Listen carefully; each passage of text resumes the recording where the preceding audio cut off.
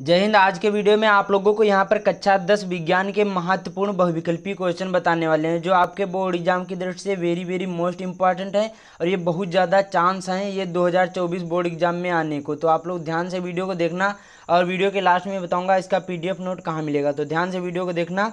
और देखिए ये 20 जो क्वेश्चन है बहुत ज़्यादा इंपॉर्टेंट है और कमेंट में बताना कि 20 में से आपको कितने राइट आंसर मालूम थे। बिना चीटिंग के हुए कमेंट में ज़रूर बताते चलना। तो यहाँ पर देखिए पहला क्वेश्चन कौन सा है, ध्यान से वीडियो को देखना। लोहा में जंग लगना किस प्रकार की क्रिया है? ये ऑक्सीकरण है कि अपचय नहीं अपचय है कि यहाँ पर कि दोनों है कि इनमें से कोई नहीं। देखिए क्या बता रहा है, लोहे में जंग लगना किस प्रकार की क्रिया। ये NCERT क्वेश्चन है, ध्यान रखना। ये सारे जो क्वेश्चन है ये सभी NCERT ही क्वेश्चन लिए हैं। तो ये ऑक्सीकरण क्रिया है कि यहाँ पर अपचय है कि यहाँ पर दोनों की इनमें से कोई नहीं, अपचयन। तो देखिए राइट आंसर यहाँ पर कौन सा हो जाएगा। तो देखिए जो लोहे में जंग लगना किस प्रकार की क्रिया है, तो ये यहाँ पर ऑक्सीकरण है, ध्यान रखना। ए वाला इसका राइट आंसर हो जाएगा। अगला यहाँ पर रासायनिक अभिक्रिया में भाग लेने वाले पदार्थों को कहते हैं, क्या कहते हैं? रासायनिक अभिक्रिया में भाग लेने वाले पदार्थों को क्या कहते हैं? अभिकारक कहते हैं कि उत्पाद कहते हैं कि ऑक्सीकरण कहते हैं कि उपचायक कहते हैं?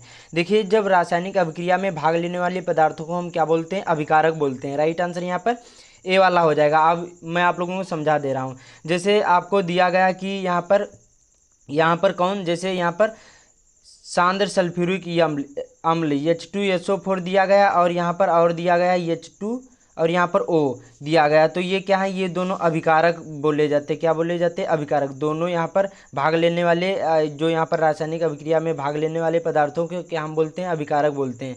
तो ये अभिकारक होते हैं और जो यहाँ पर इससे निकल कर जो आएगा उसको हम क्या बोलते हैं? उत्पाद बोलते हैं। ये आपको ध्यान रखना। ये अभिकारक होते हैं, ये क्या होते हैं? ये अभिकारक होते हैं और ये उत्पाद होते हैं जो यहाँ पर ये निकल कर आएगा रिएक्शन के बाद में। तो इतना समझ में आया। राइट आंसर यहाँ पर ए वाला हो जाएगा। अगला यहाँ पर शुद्ध जल का pH मान कितना होता है? 0 होता है कि 1 की 7 की यहाँ पर 14। तो देखिए शुद्ध जल का pH मान कितना होता है? 7 होता है। राइट आंसर यहाँ पर सी वाला हो जाएगा। और जो पूछा जाए क्षारीय विलयन का जो यहाँ पर मान pH मान कितना होता है, तो देखिए यहाँ पर 7 से अधिक होता है। कितना?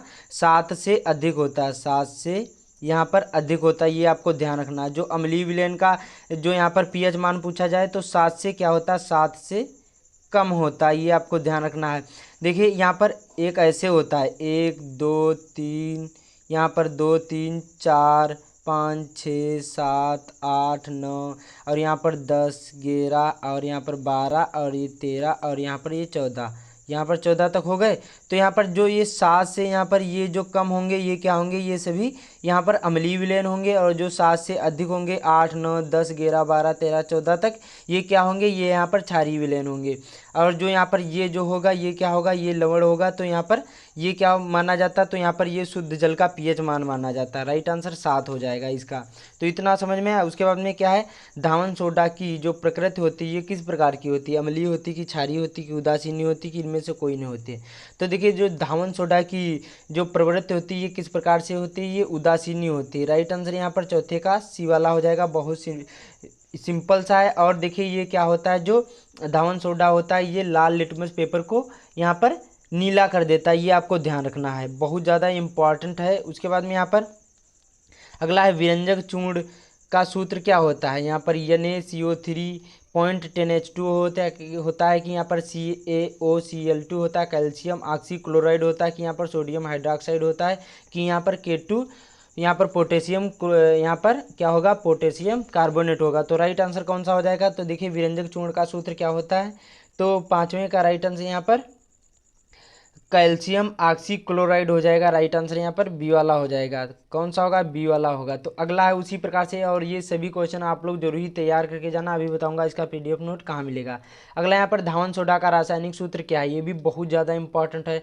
तो धावन सोडा का रासायनिक सूत्र होता है यहाँ पर ये वाला होता है यहाँ पर NaCO3 पॉइंट यहाँ पर 10H2O होता है, ये आपको ध्यान रखना, बहुत ज़्यादा ये इंपॉर्टेंट है। अगला यहाँ पर एंटीमनी, ये क्या होती है? जो एंटीमनी है ये क्या है? धातु है कि उपधातु है कि यहाँ पर अधातु है कि अक्रिय गैस है? तो देखिए जो एंटीमनी होती है ये उपधातु होती है। राइट आंसर यहाँ पर सी वाला हो जाएगा। आठवां उसी प्रकार से बहुत ज़्यादा इंपॉर्टेंट है कि एथिल एल्कोहल, जो यहाँ पर इसका सूत्र होता है C2H5OH का आईयूपीएसी नाम क्या होता है। एथिल एल्कोहल होगा कि एथेनल होगा कि एथेनॉल होगा, यहाँ पर हाइड्रॉक्सी एथेन होगा। तो राइट आंसर यहाँ पर हो जाएगा एथिल एल्कोहल का जो सूत्र होता है C2H5OH, ये आपको ध्यान रखना है। और इसका जो यहाँ पर आईयूपीएसी नाम क्या है, तो यहाँ पर ये एथेनॉल होगा। राइट आंसर सी वाला हो जाएगा। बहुत ज़्यादा ही इंपॉर्टेंट क्वेश्चन है सभी। अगला यहाँ पर निम्नलिखित में से क्षारीय धातु कौन सी है। सोडियम होगी यहाँ पर बी होगी कि एल्यूमिनियम होगी कि यहाँ पर सिलिकॉन होगी। तो राइट आंसर यहाँ पर सोडियम हो जाएगी। कमेंट में बताना इसका राइट आंसर कौन सा हो जाएगा। अगला है उसी प्रकार से बहुत ज़्यादा important, very very most important कौन सा है यहाँ पर कि पादप में जाइलम उत्तरदायी होते हैं। जल का वाहन की भोजन का वाहन में कि अमीनो अम्ल का वाहन में कि ऑक्सीकरण वाहन में। तो इसका राइट आंसर जो पादप होते हैं, पेड़ पौधे होते हैं, इसमें जाइलम का उत्तरदायी होते हैं किस लिए होते हैं, तो जल के वाहन से होते हैं। राइट आंसर यहाँ पर ए वाला हो जाएगा 10वें का। बहुत ज़्यादा ही इंपॉर्टेंट था। अगला यहाँ पर सुपोषी पोषण के लिए आवश्यक होते, तो देखिए कार्बन डाइऑक्साइड तथा जल भी होते हैं, क्लोरोफिल भी होता है और सूर्य का प्रकाश भी होता है। सुपोषी जो पोषण होते हैं इनके सभी लोगों के लिए ये सारी चीज़ें बहुत ज़्यादा आवश्यक होती हैं। कार्बन डाइऑक्साइड भी, जल भी, क्लोरोफिल भी, सूर्य का प्रकाश भी। तो इसका राइट आंसर डी वाला हो जाएगा, उपयुक्त सभी। कौन सा होगा, राइट आंसर होगा उपयुक्त सभी। अगला है उसी प्रकार से मनुष्य के मस्तिष्क में पाए जाने वाली अंतःस्रावी ग्रंथियाँ हैं। तो देखिए थायराइड नहीं होगी, अधिवृक्क नहीं होगी, यहाँ पर थाइमस ये भी नहीं होगी। जो पीयूष होती है यहाँ पर प्यूटेटरी ग्लैंड होती है। राइट आंसर यहाँ पर डी वाला हो जाएगा। ये क्या है, ये मनुष्य के मस्तिष्क में पाई जाने वाली अंतःस्रावी ग्रंथि मानी जाती है, पीयूष ग्रंथि। ये आपको ध्यान रखना है, डी वाला इसका राइट आंसर हो जाएगा। उसी प्रकार से अगला है बहुत ज़्यादा इंपॉर्टेंट कि इंसुलिन हार्मोन स्रावित होता है यहाँ पर पिनियल ग्रंथि द्वारा कि थायराइड ग्रंथि द्वारा कि यहाँ पर अग्नाशय द्वारा कि पीयूष ग्रंथि द्वारा। तो जो इंसुलिन जो हार्मोन्स होते हैं ये कहाँ स्रावित होते हैं, तो ये अग्नाशय द्वारा स्रावित होते हैं। राइट आंसर यहाँ पर सी वाला हो जाएगा। बहुत सिंपल से हैं और ये सारे क्वेश्चन एनसीईआरटी हैं और ये सभी क्वेश्चन वीवीआई हैं। आप लोग जरूर ही तैयार करके जाना। अगला यहाँ पर निषेचन के बाद पुष्प का कौन सा भाग फल में बदल जाता है, पुंकेसर की, वर्तिका की, अंडाशय की, यहाँ पर बीजांड। तो देखिए जो निषेचन के बाद पुष्प का कौन सा भाग फल में बदल जाता है, तो ये अंडाशय में बदल जाता है। राइट आंसर यहाँ पर जो पुष्प का कौन सा भाग बदल जाता है, तो यहाँ पर ये वाला सी वाला इसका राइट आंसर हो जाएगा। अगला यहाँ पर कोई दर्पण किसी भी वस्तु का प्रतिबिंब सदैव सीधा बनता है, तो वह दर्पण कौन सा कहलाता है। यहाँ पर केवल समतल दर्पण कहलाएगा कि केवल अवतल दर्पण कहलाएगा कि उत्तल दर्पण यहाँ पर कहलाएगा कि यहाँ पर या तो समतल या तो उत्तल। तो देखिए यहाँ पर राइट आंसर बहुत सिंपल सा हो जाएगा। जब कोई भी दर्पण किसी भी वस्तु का प्रतिबिंब सदैव सीधा बनता है तो वो दर्पण कौन सा कहलाता है, तो वो सदैव समतल दर्पण कहलाता है। राइट आंसर यहाँ पर ए वाला हो जाएगा। अगला यहाँ पर श्वेत प्रकाश जब प्रिज्म से गुजरता है तो सर्वाधिक विचलन किस में होता है, किस रंग में होता है। जो श्वेत प्रकाश होता है वो जब प्रिज्म से गुजरता है तो सर्वाधिक विचलन किस रंग में होता है, तो लाल रंग में होता है, नहीं बैंगनी रंग में होता है। तो हाँ राइट आंसर यहाँ पर बी वाला हो जाएगा। बैंगनी रंग का सबसे ज़्यादा होता है सर्वाधिक विचलन। अगला यहाँ पर उसी प्रकार से 17वां की एक अश्व शक्ति बराबर क्या होता है, 726 वाट नहीं, 736 वाट नहीं, 756 वाट ये भी नहीं। तो राइट आंसर 746 वाट हो जाएगा। राइट आंसर कौन सा हो जाएगा, सी वाला हो जाएगा 746 वाट। अगला यहाँ पर वेबर किस राशि का मात्रक है, ये भी बहुत ज़्यादा इंपॉर्टेंट। चुंबकीय क्षेत्र की तीव्रता का कि चुंबकीय फ्लक्स का कि यहाँ पर चुंबकीय फ्लक्स घनत्व का कि यहाँ पर विद्युत क्षेत्र की तीव्रता का। तो देखिए जो यहाँ पर वेबर किस राशि का मात्रक है, तो यहाँ पर 18वें का राइट आंसर यहाँ पर हो जाएगा बी वाला।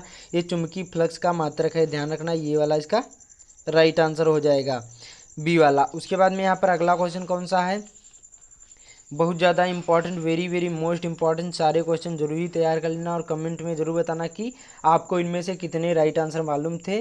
और बाकी चैनल पर पहली बार आए चैनल को सब्सक्राइब भी कर लेना। अगला है यहाँ पर 19वां निम्नलिखित में से कौन सा जैव मात्रा ऊर्जा स्रोत का उदाहरण नहीं है पूछा गया। ये एनसीईआरटी क्वेश्चन है, ध्यान रखना है, बहुत ज़्यादा इंपॉर्टेंट है। लकड़ी होगा कि गोबर गैस होगा कि नाभिकीय ऊर्जा, कोयला। तो देखिए जो निम्नलिखित में से कौन सा जैव मात्रा ऊर्जा का स्रोत उदाहरण है, तो उदाहरण के लिए लकड़ी भी है, गोबर गैस भी, कोयला भी है, लेकिन जो नाभिकीय ऊर्जा होता है ये नहीं है, इसमें नहीं है पूछा गया। तो राइट आंसर यहाँ पर सी वाला हो जाएगा, बहुत सिंपल सा है। उसके बाद में 1 माइक्रो ओम का मान होता है, कितना होता है 10⁻⁹ ओम होगा कि 10⁻⁻, यहाँ पर 6 ओम होगा कि यहाँ पर 10⁻⁻, यहाँ पर 3 ओम होगा कि यहाँ पर 1 ओम होगा। तो देखिए 1 माइक्रो ओम का मान कितना होता है, तो 10⁻⁻6 ओम होता है। राइट आंसर ये वाला हो जाएगा। बहुत ज़्यादा इंपॉर्टेंट सारे क्वेश्चन थे, तो कमेंट में बताना कि 20 में से आपको कितने मालूम थे। तो इस वीडियो को ज़्यादा से ज़्यादा शेयर कर देना, और जो 2024 की तैयारी कर रहे हैं तो इस चैनल को जरूर ही सब्सक्राइब कर लेना। बाकी इस वीडियो को ज़्यादा से ज़्यादा शेयर कर देना। अब आप लोगों को बताऊंगा इसका PDF जो नोट कहाँ मिलेगा, तो देखिए लिंक डिस्क्रिप्शन में मिल जाएगा व्हाट्सअप ग्रुप का, वहाँ से ज्वाइन करिए, उसका PDF नोट प्राप्त कर लीजिए। बहुत ज़्यादा ये इंपॉर्टेंट सारे क्वेश्चन हैं, आप लोग जरूरी ही तैयार करके जाना एग्जाम से पहले। तो मिलते हैं अगले वीडियो में।